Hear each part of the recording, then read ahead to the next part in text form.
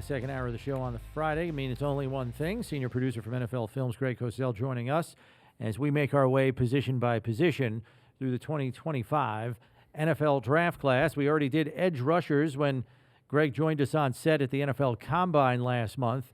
This Friday, we cover defensive tackles as we move on to the defensive interior. And, Greg, good to have you with us, as always. I want to begin with a player that has been heavily mocked to the Bills. Steve and I aren't convinced he's going to be there at 30, but the Michigan defensive tackle, Kenneth Grant, who's actually conducting his pro day today up there in Ann Arbor. Well, this is a really good D tackle class. There's many. Grant's a really interesting guy because he's big, but he's got pretty light feet for a big man. And I think there's a lot more to his game than what he has shown up to this point. I think, believe it or not, he could become a pretty good pass rusher in time. But he does not play primarily as a big man space eater, even though he can do that. But he does control and displace interior O linemen, and that's probably foundationally what you see him as. But I tell you, the tape shows that he's got pretty good athleticism, quick feet, lateral movement. He can make plays in the run game outside the confined space of where he lines up. And I really thought there was enough there as a pass rusher, both from a power and quickness standpoint, to believe he could further develop that trait. I think there's a lot there with Kenneth Grant that it remains to be developed. Yeah, mainly when you look at him, watch him play, I mean, you forget the guy's, 6'3",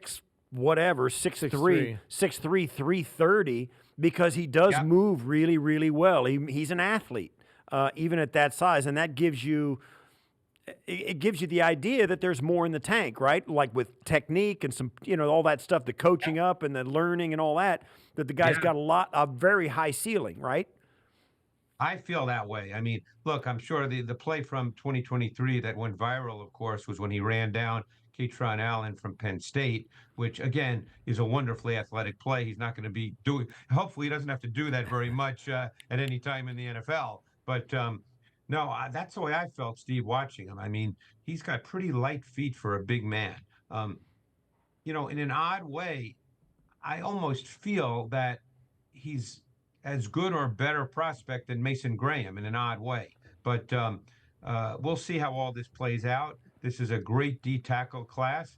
I had someone at the Combine tell me he wouldn't be surprised if 20 defensive tackles went in the first 3 rounds. So it's really what you want. We know the Bills want size. They're not very big at the D tackle position. So they're looking for size. And obviously, as Brownie just said, one reason I think Grant is mocked to the Bills, assuming he might be there at that point, is he does give you size and mass and girth in the middle of your defensive front. All right, so another guy, that's been ranked relatively high is the Ole Miss prospect, Walter Nolen, only 305, so not quite as girthy as a Kenneth Grant per se, but long build, long arms. What do you see with him?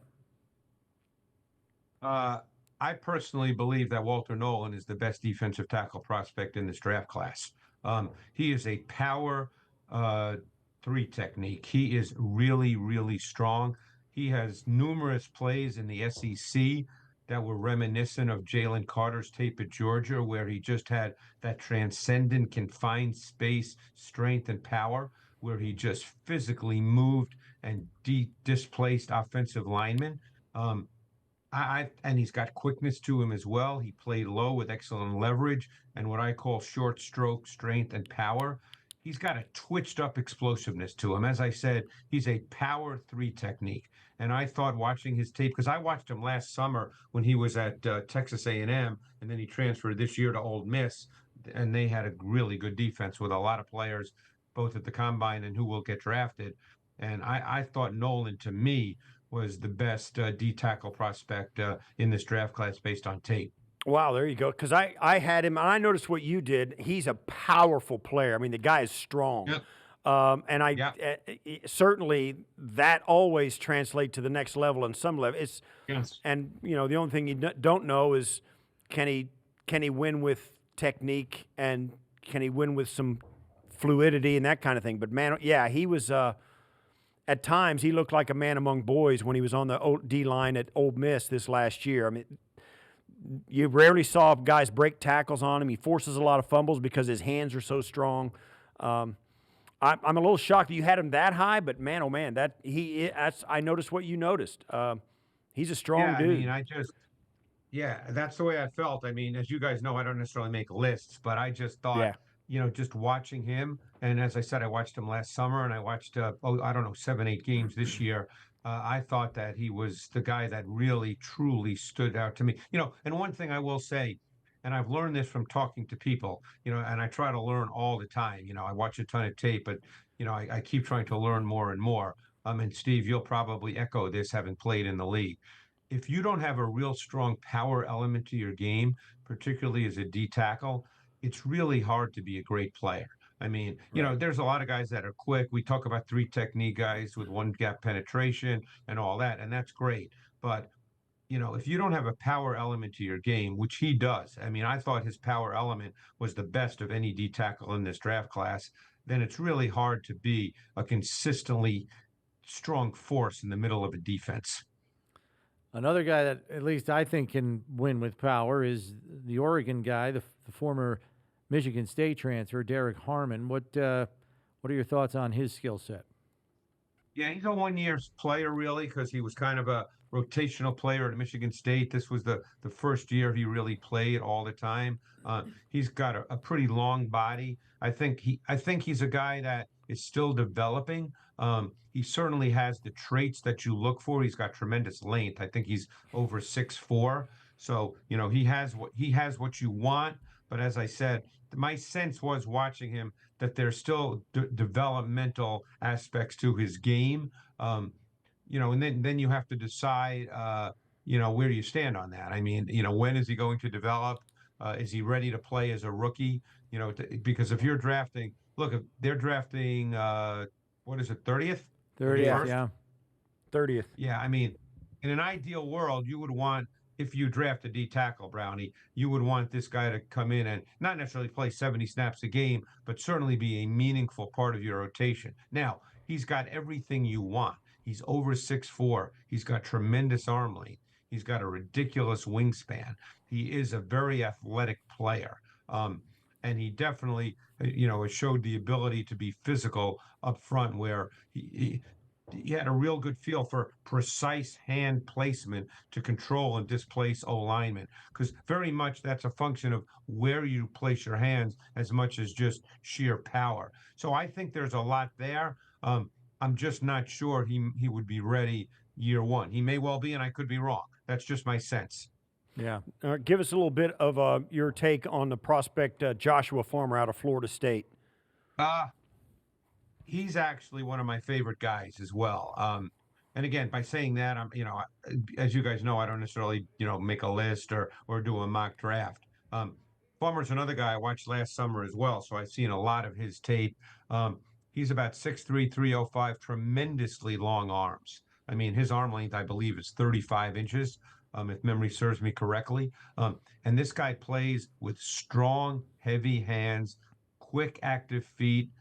He's got movement traits to burst both vertically and laterally. I thought there were many snapshots in his tape of just dominant snaps where he showed both short area quickness off the ball. He could redirect. He's got that short stroke power to strike and jar and control and displace. I really liked Farmer, and I think there's pass rush to develop. But yeah, this guy, again, without making a list, I think that he's right up there among the better of the D tackles in this draft class. He's just such a loose athlete for a player his size. That's the thing that's so surprising about him, watching him. Like, he should not have that kind of fluidity to his body that he does. And you're right, Brownie, but at his core, he's a power player, even though he's a really good athlete for that size. Right. All right. One guy that I had trouble coming down on in terms of whether I like him or not is the the guy from Ohio State, Tyleik Williams. Part of my issue there was, even though I would see him push the pocket pretty frequently, he wasn't the guy finishing the plays. I don't know if that's an unreasonable expectation to have, but Yeah. I don't know. You tell me. Yeah, I like Tyleik Williams. I mean, just in terms of traits, when it comes to D tackles, particularly where he played at Ohio State, where he was not necessarily, a pass rusher per se, and very often he was not on the field on third down. But I think that he's got the ability to win with quickness off the ball. I think he's strong. I think he's another guy with strong and heavy hands. But the one thing I would say, and I guess maybe it plays off your point, is I felt at times he didn't show those traits as often as you would like to see, because he has them. Yeah. So maybe that's what you're referring to. But there's no question that this guy at his best can be a dominant player on the inside. Last one for me. I want to talk to you about Alfred Collins. I didn't know who this guy was until we put him on our list, and Brownie's kind of got him. I started watching him. He's got some serious traits. I mean, the guy's big. He's tall. Yeah. He's got length. I think he might measure better than he plays, but he is, if you want to see a guy get off the bus first, this is the guy. Yeah, 6'6", 332. Arm length is close to 35 inches. You're right. He's an imposing D tackle prospect. He has dominant snaps in the run game. He's got that short stroke power. He's instant force when he strikes. He's got that confined space strength. One of the issues with him, though, and again, this is a tough thing to fix, is he does have a tendency to come off the ball high, and that's a hard thing to truly fix. But there are dominant snaps. He's not really a pass rusher at this point. He would need meaningful development in that area, and that part is a significant work in progress. But there are traits there to unlock. But my only concern with him, and believe me, there were plays that you went, "Oh my God, this guy is just dominant." But it's just when you raise up and you play a little high, no matter how powerful you are, it doesn't matter. You lose everything. Okay, with that in mind, the last guy I've got is kind of at the other end of that spectrum, because he measured at the combine at just 6'2", 291, Omarr Norman-Lott from Tennessee. Is he strictly just, a 3 because of that? Possibly. I like him a lot. It's odd that when you watch Tennessee, they play so many defensive linemen, so he doesn't play a lot of snaps. My sense is that has to do with NIL and the transfer portal. You get all these 4 and 5 stars in, and if you don't play them early, they leave. So you put these guys out there that just to give them snaps. When he played low with good leverage, boy, he looked really, really good. I mean, he could play with power. He could play with quickness. There's a natural quickness to his movement, Brownie. But you're right. He's 6'2", 295, does have long arms. And I think that the athleticism is there. I think he could develop into a really good pass rusher in the NFL, because he can bend for a guy that size. He can flatten his rush path as a pass rusher, which we normally talk about with defensive ends and edge players, but he can do that.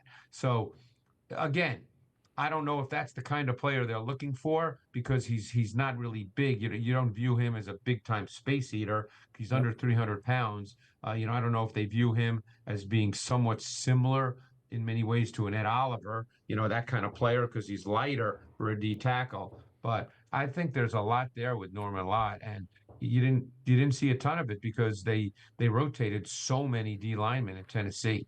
Yeah, how much do you think there is in a guy who gets limited snaps because of whatever situation, maybe not because of his production or because of his ability, but because of, the culture, the NIL situation, the transfer portal, all of that other stuff.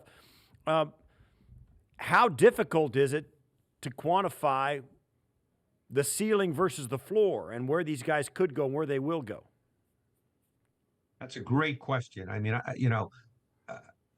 look, a lot of these guys are going to come in and they're not going to play 60, 70 snaps a game.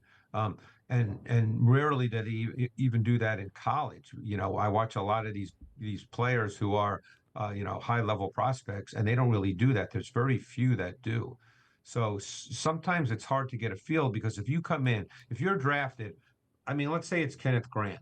Eventually you want him to be a starting defensive tackle who's going to play 60 snaps a game. That's what you want. You're not drafting a guy in the first round at a position of need to play 20 snaps a game down the road. That may be the case year one as he gets his feet wet and learns the league and gains experience. But overall, Steve, you're not drafting guys early, first, second round players to play 20 snaps a game. So sometimes it's hard to know, if a guy plays 25 snaps a game in college, what his game would be if he has to play 50 snaps. Will he still be able to play at the same level? That's a hard question to answer. Yeah. And last one real quick, Greg. I mean, just on your description of some of these guys we ran past you, I don't want to put words in your mouth, but it does sound as though you feel like a player like Kenneth Grant, maybe even Josh Farmer, could be better pros than they were college players, because maybe they haven't put it all together yet. Yeah, I mean, I try to think that way, Brownie, when I watch tape. I try, because ultimately, what are we doing? We're projecting and transitioning to the league. So, some of these kids are 20 years old. They're 21 years old. Some are older, obviously. We know guys play, 6, 7 years now due to COVID, and I guess that's about to end. But some guys are older coming into the league. But, when a guy is 20 or 21 and you see his traits and you think, what's he going to look like in 3 or 4 years with, coaching, with development, with experience at the highest level? And I try to think that way. And I think your point's correct. I think that the two players you mentioned, to my way of thinking, have traits that can be developed, and they could become better players, that they're ascending type players. Yeah. And that's why some guys get moved up the board, because of what they could potentially do. As we know, upside is always something that'll move somebody up a board right quick. Really. Greg, thanks as always for the time. Appreciate it, and we'll catch up with you next week. Appreciate it, guys. Thanks so much.